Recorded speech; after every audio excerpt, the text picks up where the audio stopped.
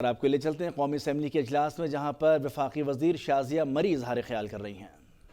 जो कि आइन देने वाली जमात है, जो कि इस मुतफ़क्का आइन की तख्लीक में एक बड़ा कलीदी किरदार अदा करती नजर आई है पाकिस्तान की तारीख में, आज वो जमात इसलिए परेशान है क्योंकि उस जमात ने, और रिकॉर्ड गवाह है सर, कि उस जमात ने इस मुल्क में जमहूरियत की बुनियाद डालने के बाद इस जमहूरियत की हिफाजत और इस मुल्क की हिफाजत के लिए जानें कुर्बान की हैं, लहू दिया है, हमने जेलें काटी हैं, हमारी लीडरशिप ने, हमारे कारकुनान ने, हमारे कब्रिस्तान गवाही देते हैं। हमारे कब्रिस्तान आपको वो दास्तान सुनाएंगे कि उन्होंने क्यों जाने दी जो उन कब्रों में दफन है। इसलिए हमें तकलीफ होती है जब जब इस आइन से खिलवाड़ होता है, जब जब इस पार्लियामेंट को अंडरमाइन किया जाता है, और जब जब पाकिस्तान में मुख्तलिफ नामों से प्रोजेक्ट लॉन्च किए जाते हैं। कभी मुइन कुरैशी को लाया जाता है, कभी शौकत अजीज को लाया जाता है, और कभी मंचूरियन कैंडिडेट इमरान अहमद न्याजी को लाया जाता है।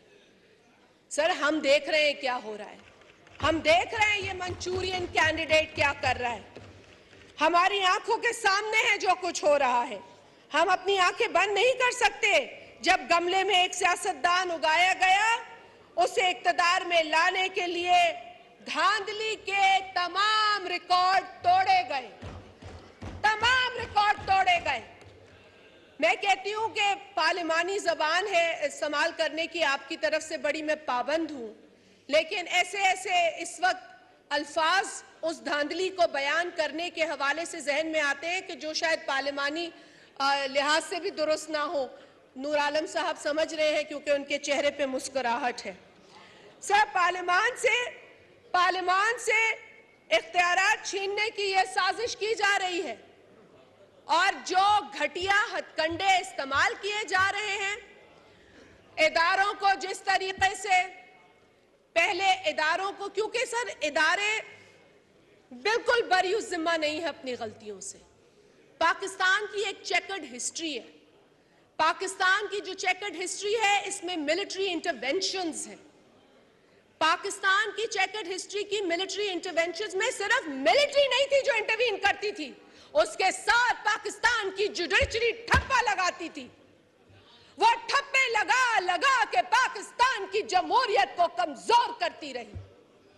4 अप्रैल अभी गुजरा है ऑनरेबल स्पीकर, 4 अप्रैल पाकिस्तान का वो तारीखी, वो काला दिन, जिस दिन न सिर्फ पाकिस्तान के अजीम लीडर बल्कि दुनिया के एक अजीम लीडर कायदे अवाम जुल्फिकार अली भुट्टो को फांसी चढ़ाया गया, उन्हें शहीद किया गया।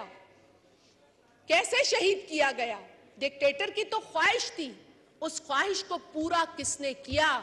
मौलवी मुश्ताक से लेकर और सुप्रीम कोर्ट के फैसले ने शहीद जुल्फिकार अली भुट्टो को जिस्मानी तौर पर बेशक हमसे अलग किया हो, लेकिन आज भी उस शहीद की रूह हम सब के अंदर मौजूद है, और वही रूह तकाजा कर रही है कि शहीद भुट्टो को इंसाफ चाहिए, इसी अदलिया से इंसाफ चाहिए, इसी सुप्रीम कोर्ट से इंसाफ चाहिए। क्यों नहीं नजर आता वो सदारती रेफरेंस जो 2011 में जमा किया गया, जब सदर आसिफ अली जरदारी साहब, और उनकी भी तारीफ जितनी भी मैं कम करूं, मैं समझती हूं जितनी भी की जाए वो कम होगी, क्योंकि सदर आसिफ अली जरदारी साहब तारीख में ऐसे सदर हैं जिन्होंने अपनी तमाम पावर्स इस पार्लियामान को सौंपी, इस पार्लियामान को। He could have been the commander,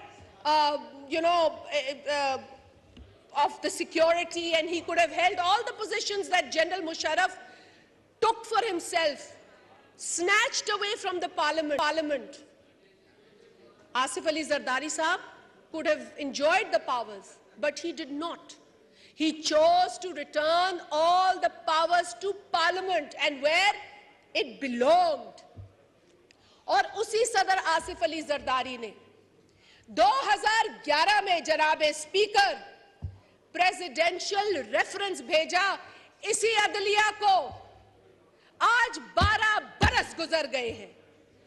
क्यों नहीं नजर आता शहीद जुल्फिकार अली भुट्टो का वो तकाजा? क्योंकि वो आज भी शहीद जिंदा है। वो आज भी उस काले फैसले को चैलेंज कर रहे हैं। हम आज भी इंसाफ मांगते हैं। हमें तो इंसाफ नहीं मिलता। हम तो अगर कोई बात करें तो वो पॉलिटिकल होती है, लेकिन इसी आला अदलिया के अहाते में किसी जमात के तराने बज रहे होते हैं। कभी देखा है आपने? कभी सुना है आपने कि पार्टियों के गाने बज रहे हो? किसी पार्टी के गाने बजे हैं पहले? कोई इस तरह का सलूक किसी और जमात के साथ होता कभी नजर आया किसी को? कभी देखा कि ख्वाहिशात पर किस तरीके से यहां पर पूरी जलसा सजाया जाता है अदालत के अंदर? और हम तो वो जमात है जो गमला तोड़े बगैर जाती है और इंसाफ का तकाजा करती है और फांसी की सजा लेकर वापस आती हैं। कभी फांसी, कभी जेल, कभी जिला वतनी। हमने ये सब इसलिए नहीं किया है स्पीकर साहब कि आज भी हम उस अदारे से गलत फैसले सुने। हम इदारे का एहतराम करते हैं। हम कहते हैं ना सर, ऑनरेबल जज हम कहते हैं, and because they are honourable in our eyes and they should be. But sir, lordship हम कहते हैं, लॉर्डशिप हम टांग पे टांग चढ़ाकर भी नहीं बैठ सकते लॉर्डशिप के आगे फ्रंट रो में। We respect the lordship, and that is a lesson that our political party has taught us. That is a lesson that we as parliamentarians should carry forward. But there is a lesson on their part also, sir, and they should follow it. They should also understand the trichotomy of power. They should also understand कि हर इदारे की respect और dignity होती है और उसे बरकरार रखना जरूरी है। जिस तरीके से यहाँ ऑनरेबल कॉलीग मेरे मक्सी साहब ने कहा, पार्लियामेंट सुप्रीम है। Parliament has given you this constitution. This constitution defines the role of all the institutions that are working here as per this constitution. And this has to be upheld, not the ego of one person. This has to be upheld. There is an Article 176 of this Constitution, Speaker Sahab, and that Article 176 of the Constitution talks about the Supreme Court's constitution and composition. The Supreme Court will have a Chief Justice and it will have the other honorable judges. It does not talk about one person. It talks about a team of honorable judges headed by the Chief Justice. There has to be democracy in that same institution that talks about democracy for the Prime Minister or for the Chief Ministers. Prime Minister or Cabinet, Chief Minister or Provincial Cabinet. Why not Chief Justice and his Cabinet, the other honorable brother judges? As rightly said by Chairman Pakistan People's Party, Janab Bilawal Bhutto Zardari Sahab, and the Honorable Prime Minister. Sir, क्या हम जमहूरियत के जो freedom of speech है, क्या हम उसको exercise करने का राइट नहीं रखते? क्या आपको अगर डेप्यूटेशन काबिल कबूल नहीं है और आप ये कह चुके हैं कि डेप्यूटेशन इज नॉट अलाउड, तो कोई डेप्यूटेशन पे आप रखें और उसे एग्जीक्यूटिव रिकॉल करे तो आप जिद पकड़ लें? Is this right? Is this the way to behave? Is this the example that an honourable institution of Pakistan is setting? Unfortunately sir, जो मिसालें इस इदारे ने माजी में कायम की और मैंने एक मिसाल का जिक्र किया, दूसरी भी एक मिसाल का मैं जिक्र करना चाहती हूं। सर वो मिसाल है जब इसी ऑनरेबल कोर्ट के चीफ जस्टिस इरशाद हसन खान साहब ने एक आमिर को यह हक दिया, मरहूम जनरल परवेज मुशर्रफ को, कि वो कॉन्स्टिट्यूशन बदले।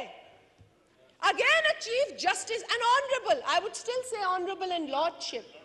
The lordship allowed a dictator to change the constitution of Pakistan. How dare this happen in Pakistan, sir?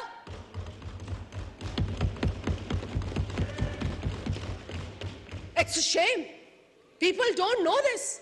Our children should know this. My daughter should know this. My son should know this.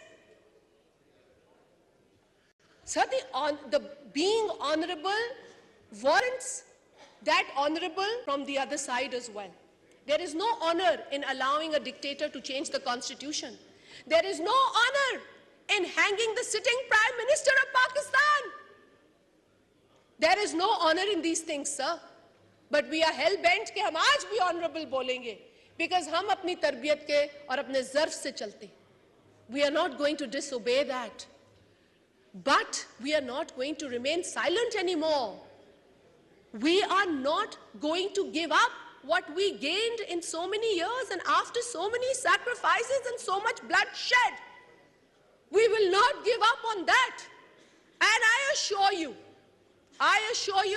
with complete confidence, Mr. Speaker, that we shall struggle for the dignity of Parliament, for the sanctity of Parliament, and for the dignity of this Constitution. This is the most important document. This is a social contract that is stamped by multiple parties of Pakistan, unanimously agreed upon. I have the honor, because my father signed on the document. यहाँ पर मेरे colleagues बैठे, their fathers, parents signed on the Constitution. हमें कोई तो discipline रखना है ना सर, हमें कोई तो को प्रमोट किया जा रहा है, और ये गलतियां पहले भी हुई हैं और उसके बाद बैन लगा देते हैं, हुई है कि नहीं? तो आप इस फैशिज्म को प्रमोट ना करें और ना तकवीयत दें इस फैशिज्म को कि पाकिस्तान का जो सोशो पॉलिटिकल फैब्रिक है वो पहले ही जिसको बहुत फिक्सेशन की जरूरत है वो और मजीद खराब हो। सर क्या काम है इनका, क्या काम है इनका रेंटल पावर उठाने का, क्या काम है इनका वाटर कमीशन बनाने का, क्या काम है इनका डैम के फंड इकट्ठे करने का, क्या काम है इनका कंट्रोवर्शियल डैम को बनाने का ऑर्डर देने का, क्या काम है इनका पीकेएलआई हॉस्पिटल के हवाले से, इनका क्या इंटरेस्ट है पीकेएलआई हॉस्पिटल में? क्या काम है इनका नस्ला टावर गिराने का, जहां लोग रोते गिड़गिड़ाते रहे, जहां लोग बर्बाद हुए, बेघर हुए हजारों की तादाद में? वो फैसला लोगों के हक में नहीं आया, लेकिन One Constitution Avenue was regularised. It's a shame. उस औरत की सिसकियां किसी को सुनाई नहीं दी नस्ला टावर पर, जो रोती रही और रोते रोते मर गई वो औरत। Nobody saw that, but one Constitution Avenue was regularized. Sir, हम किसी की तौहीन नहीं कर रहे, हम सिर्फ आईना दिखा रहे हैं। अगर आईना बुरा लगे तो वो मेरे इख्तियार में नहीं है। आईना देखें, सीखें, समझें। You made this mistakes. Sir मुझे जितना गुस्सा इस डैम फंड पे आता है ना, मैं आपको बयान नहीं कर सकती। You would have to allow a whole day for debates in this house so that we can vent that. We can even ask where is that money, because कुछ लोग बेवकूफ बने, कुछ बेवकूफ बन के उस फंड में अपना हिस्सा उन्होंने डाला। अनफॉर्चुनेटली आज वो लोग भी पूछ रहे हैं किधर है डैम। डैम फूल बना गए लोगों को डैम फंड के नाम पर, and nobody is holding them accountable. They can do anything with this country and nobody wants to hold them accountable. They are not willing to give relief to the people of Pakistan, but they are willing to keep on denying the existence of this parliament and the legislature. And that is unfortunate, sir. Why I say this? I say this, sir, because मैंने पहले आपसे कहा कि फैसले जैसे हमें कहा जाता है ना, ऑनरेबल प्राइम मिनिस्टर की कैबिनेट से मुशावरत हो, ऑनरेबल चीफ मिनिस्टर्स की उनकी कैबिनेट से मुशावरत हो, इसी तरह सर लार्जर जो बेंचेस होते हैं या वो जो 15 का बेंच होता है, उसका भी एक मकसद होता है ना। उसका मकसद क्या होता है सर? उसका मकसद ये होता है कि आप बैलेंस, एजुकेटेड और इक्विटी बेस्ड फैसले करते हैं। इक्वालिटी, फुल बेंच, वो फैसले जो होते हैं ना उसमें इक्विटी नजर आती है, इक्विटी नजर आती है। And sir, I as a citizen of Pakistan have the right to comment on the conduct. Why? Because if I have the right to comment on the conduct of the Honorable Prime Minister, I can also comment on the conduct of an Honorable Judge if he's not following what he's supposed to do. Sir, क्या मकसद होता है मुशावरत का?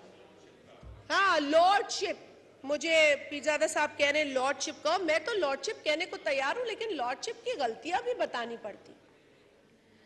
Sir, मैं जो executive और judiciary की separation है, मैं उसमें यकीन रखती हूँ, मेरी जमात उसमें यकीन रखती है। आर्टिकल 175(3) ऑफ द कॉन्स्टिट्यूशन इधर है, किसी के पास इस वक्त किताब हो तो खोल के पढ़ ले।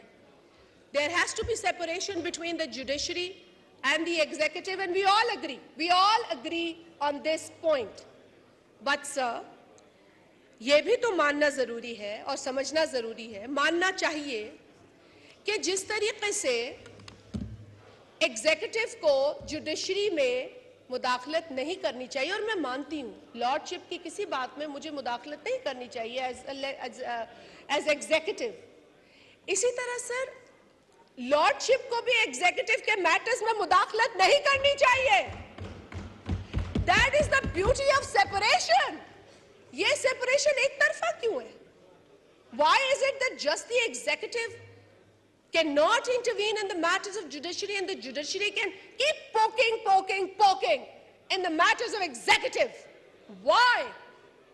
Why does this happen, and why is this happening? Sir, they can't run the government because they are not mandated to run the government.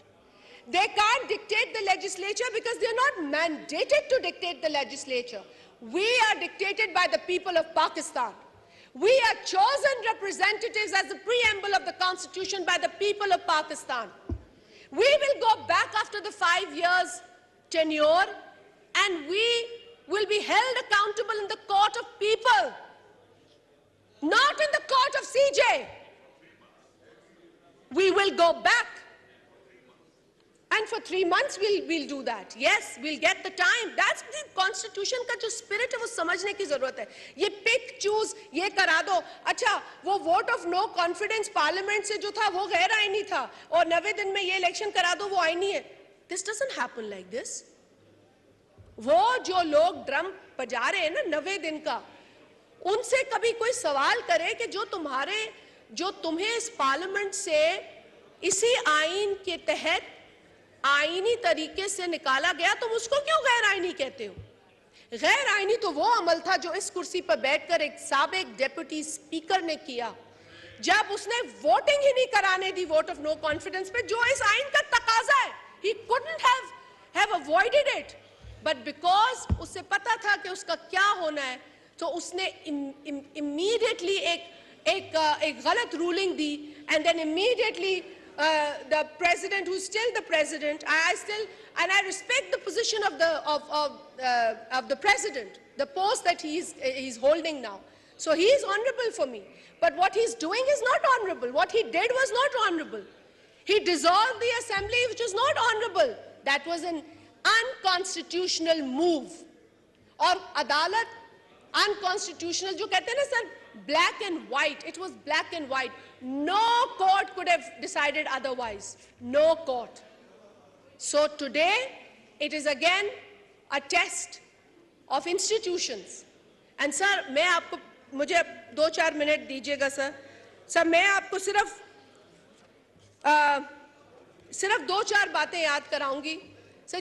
जिसको ये प्रोटेक्शन दे रहे हैं ना, अनफॉर्चुनेटली, पहले तो हम सर कहेंगे कि I would like to urge upon through you, Honorable Speaker, that the Honorable Supreme Court of Pakistan needs to understand the spirit of the Constitution, needs to understand that the legislature and the Parliament have an important role in the Constitution and in terms of making the Constitution of this country. हम एक दूसरे के साथ लड़ने नहीं बैठे हैं, हमें इस मुल्क में इस्तेहकाम लाना है। और सर जिस तरह की पोलराइजेशन इस मुल्क में हो रही है और जिस तरह की नफरत इस मुल्क में एक साजिश के तहत फैलाई जा रही है, वो जो मैं मंचूरियन कैंडिडेट का जिक्र कर रही थी ना सर, उस मंचूरियन कैंडिडेट ने ये भी कहा कि इनको हुकूमत में ना बिठाओ, इससे बेहतर है कि खुदा ना खास्ता, अल्लाह मुझे माफ करे, कि पाकिस्तान पे एटम बॉम्ब गिरा दो। ये उस शख्स ने कहा है जिसको प्रोटेक्शन मिल रही है। ये उस शख्स ने कहा है जो वो कह रहे घबराना नहीं, वो सर पे बाल्टी रख के जा रहा है अदालत में। आपने कभी किसी लीडर को सर पे बाल्टी रखकर देखा है अदालत में जाते हुए? आई मीन तुम्हारे मतलब उसको अपने मुंह से इतना प्यार है, वो ऑब्सेसिव है अपने बारे में। मैंने नार्सिसिस्ट पहले भी कहा था, मैं अभी भी कह रही हूं, if you want to understand the living example of narcissism, it's Imran Ahmed Niazi. He's a narcissist. He loves himself. He loves everything about himself. He doesn't love his children. He doesn't love his family. And anybody for me who doesn't love his children does not love anyone. वो झूठ बोलता है आप लोगों से, जिनको वो गुमराह कर रहा है कि तुम्हारे बच्चे, तुम्हारे जवान नौजवान आ जाओ, और तुम अपने 2-4 नौजवान जो बाहर बैठाए हुए हैं उनको तो लेकर आओ। तुम्हें हमारे बच्चों को घसीटने की क्या जरूरत है? You know, you set an example. शहीद मोहतरमा बेनजीर भुट्टो साहिबा, आज उनका बेटा, उसने वो कांटों का ताज पहना है जिसने सिर्फ खून देखा है, वो तो नहीं भागा मैदान से। शहीद जुल्फिकार अली भुट्टो का नवासा अगर आज सुप्रीम कोर्ट से इंसाफ मांगता है तो इस बुनियाद पे कि उसके खानदान ने और उनके कारकुनान ने जो कुछ सहा है उस काले फैसले के बाद, उसके बाद पाकिस्तान दोबारा उस डगर पे नहीं आ सका। पाकिस्तान का नुकसान हुआ है, not only the Pakistan Peoples Party. Sir एक और अभी ये जो मंचूरियन कैंडिडेट है उसने एक और बात की है कि हुकूमत के खिलाफ वो कहता है, जो अपने आप से मोहब्बत करता है, कि मेरे साथ सड़कों पे जो ना निकला उसे अल्लाह कभी माफ नहीं करेगा। मैं कानों पे हाथ रख रही हूं क्योंकि इस आदमी से मुझे मॉरलिटी का दर्स नहीं चाहिए। इस आदमी से नहीं सुनना कि अल्लाह किस चीज के लिए माफ करेगा और किस चीज के लिए सजा देगा। वो अल्लाह ताला का फैसला है। ये शिर्क है, ये शिर्क है किसी को भी इस तरीके की बात करना या जज करना इस तरीके से। We are no ones to do that, sir. और ये खुदा के वास्ते हमें ये दर्स ना दे। हम जानते हैं ये इंग्लिस्तान को अंग्रेजों से ज्यादा जानता है, हम जानते हैं ये अमेरिका को भी अमेरिकनों से ज्यादा जानता है, हम जानते हैं कि ये क्या जानता है। और यही वजह है कि जब इसने अपने सर पे बाल्टी रखी तो लोगों ने कहा भाई वहां कुछ है नहीं अटैक करने के लिए, दिमाग होता तो इतना इंतशार ये ना फैलाता। लेकिन सर मैं सिर्फ इस शख्स को क्योंकि प्रोटेक्शन मिल रही है, मैं सिर्फ ये बात कहूंगी कि सर जो दूसरों को चोर कहता रहा वो, और जो बहादुरी की बातें करता रहा, खैर बहादुरी की बातें तो करता रहा, वो तो हजारा कम्युनिटी की लाशें पड़ी थी तो कहता था मैं लाशों से ब्लैकमेल नहीं होऊंगा। मतलब ये तो इतना बहादुर आदमी है। जो लाशें पड़ी रही 11-12 दिन, लेकिन उस शख्स ने गवारा नहीं किया कि वो उन क्वेटा में कि वो उन लवाकिन के पास जाए। मतलब तकब्बुर गुरूर की अगर इंतहा आपने देखनी है तो आपको बहुत पीछे नहीं जाना। फिरौन का तो जिक्र आपने सुना होगा, लेकिन आज यहाँ मिसालें आज तक मौजूद हैं। ये फिरौनियत की मिसाल है। सब बाकी आ जाए करप्शन पे, ये चोर करता है। मतलब फराह गोगी का दिफा ये करता है। अपने, अब मैं किसी के घर में नहीं बोल रही, लेकिन अगर आप अपने घर में किसी खातून को करप्शन के लिए यूज करते हैं तो लोग क्या कहेंगे? लोग बातें तो करेंगे ना सर। अगर आप एक पपेट चीफ मिनिस्टर को 11 करोड़ पंजाब की आवाम पर मुसल्लत करेंगे और ट्रांसफर, पोस्टिंग्स, अपॉइंटमेंट और उसके बाद सर इंडस्ट्रियल प्लॉट्स और तोशा खाना के हीरे जवाहरात और पेंटिंग्स दुबई में बेचना, घड़ियां दुबई में बेचना, तो मतलब मैं तो वो जैसे अंग्रेजी में कहावत है ना, behind every successful man there is a woman. मुझे यहां लग रहा है behind this corrupt man there were 2 women. Behind this corrupt Imran Niazi, there were 2 women. And these 2 women helped him do all the corruption that he did. And when he did that corruption, you know what happened, sir? When he did all that corruption, इसके आप tax returns देखें।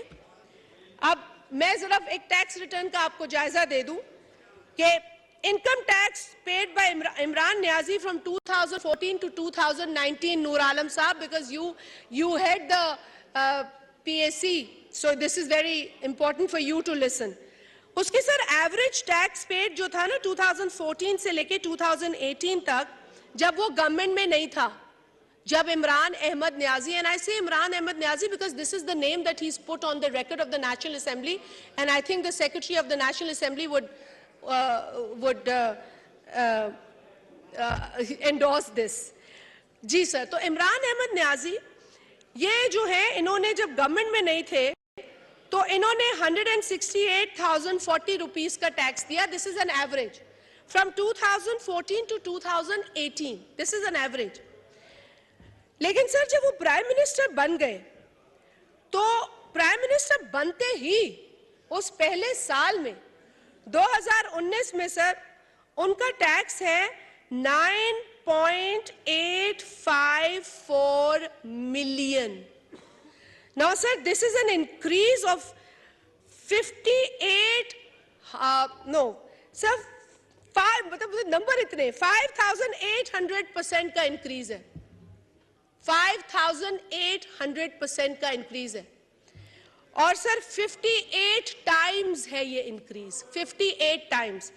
Sir कहने का मकसद ये है कि ये जो 2 खवातीन थी इनके पीछे, the women behind the corrupt man helped him get this money to be able to pay this millions and millions, मतलब वो 1 साल के अंदर। मगर सर औरतें जो हैं इस तरह की कामयाबी के पीछे नहीं होनी चाहिए। औरतें जो हैं वो होनी चाहिए, जैसे किसी ने कहा था, give me strong mothers and I'll give you a strong nation. Why? Because the hands that rock the cradle are the hands that rule the world, but not the hands that help you in corruption, that help you make money, that help you collect ill-gotten corruption की पैसा. This is what these women have been doing. और sir फिर वो क्यों ना आके press conference करे फराह गोगी के लिए, वो तो फिर बनती है। मगर इस पर तो कभी प्रेस कॉन्फ्रेंस नहीं हुई जब उसके दौरे हुकूमत में इस मुल्क के अवाम के साथ जो कुछ हुआ, इस मुल्क के जर्नलिस्ट के साथ जो कुछ हुआ, इस मुल्क के अंदर कई वल्नरेबल कम्युनिटीज के साथ जो कुछ हुआ, कई ऐसे लोग जो इंसाफ मांगते रहे, मुआशी इंसाफ मांगते रहे, जो सिक्योरिटी मांगते रहे, जो तहफ़्फ़ुज़ मांगते रहे, वो इससे पनाह मांगते रहे, और ये कहता था सुकून तो कब्र में मिलता है। ये इसकी स्टेटमेंट थी। So sir, I am convinced that Imran Ahmed Niazi is a corrupt तरीन person. I am convinced that he has no respect for women. I say this because उसने rape victims को blame किया. I say this because उसने अपने interview में कहा कि जब औरतें छोटे कपड़े पहनेंगी तो इसका असर मर्दों पे होगा। हाँ, अगर वो रोबोट हो तो नहीं होगा। तो मेरे ख्याल है ये औरत की तो तजलील थी, लेकिन मर्दों की भी तजलील थी। ये उसने मर्दों को भी जलील किया है, अगर आप समझ रहे हैं इस मैसेज को। So I think that this man has respect for nobody, he only cares for himself, he is a narcissist. और हमने 4 बरस भुगते हैं। आज भी उसके किए हुए कारनामों का जो नतीजा है वो इस गवर्नमेंट को ये बोझ उठाना पड़ रहा है। सर, महंगाई ऐसे नहीं होता कि एक बटन दबाया तो महंगाई आ गई और एक बटन दबाया तो महंगाई चली गई। जो काला काम, जो कर्जे, तारीखी कर्जे इमरान न्याजी ने और जो ब्लंडर्स इमरान न्याजी और उसकी टीम ने किए उसको ठीक करना है सर। लेकिन इसके साथ साथ हमें इलेक्शंस में भी जाना है। We have never said कि elections ना हो। please wind up, please. Last में इलेक्शन तक आ गई। सर, हमें इलेक्शंस में भी जाना है।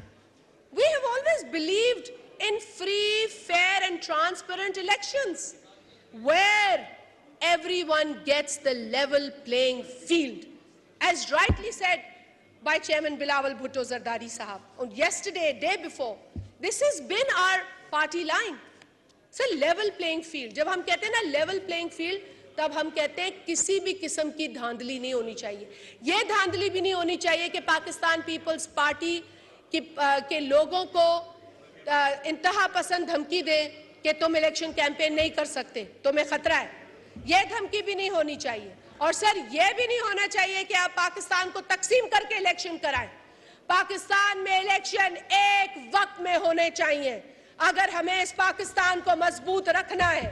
और उस इलेक्शन के लिए जो टाइम दरकार है कैंपेनिंग का, वो होना चाहिए। और उस इलेक्शन की कैंपेनिंग के दौरान कोई रुकावट किसी भी कैंडिडेट को किसी भी किस्म की नहीं होनी चाहिए। किसी को कोई खतरा महसूस नहीं होना चाहिए। तब होगा free fair election with a level playing field. और तब हमें आर्टिकल 218 और दीगर जो इलेक्शन कमीशन से पर्टेनिंग आर्टिकल्स है, जो उनकी जिम्मेदारी है, तब हमें वो होते हुए नजर आएंगे। बट अंटिल देन ये किसी के दिमाग में भी नहीं होना चाहिए कि कोई इदारा दूसरे इदारे की बेइज्जती करके पाकिस्तान में इस्तेकाम रख सकता है। पाकिस्तान में इस्तेकाम उसी वक्त होगा when we follow the constitution of this country, when we understand the spirit of the constitution and we give respect to institutions that are constitutional, and also we respect their role in the constitution. And I cannot decide for another institution. Similarly, another institution cannot decide for me. Thank you very much, sir. Thank you very much. विफाकी Shazia मरी कौमी assembly में इजहार ख्याल कर रही थी। उन्होंने कहा कि पाकिस्तान पीपल्स पार्टी ने जमहूरियत की हिफाजत के लिए कुर्बानियाँ दी हैं। कोई जमहूरियत पसंद इस तकसीम से खुश नहीं है। इस वक्त मुल्क को सियासी, सिक्योरिटी और माशी इस्तेहकाम की ज़रूरत है।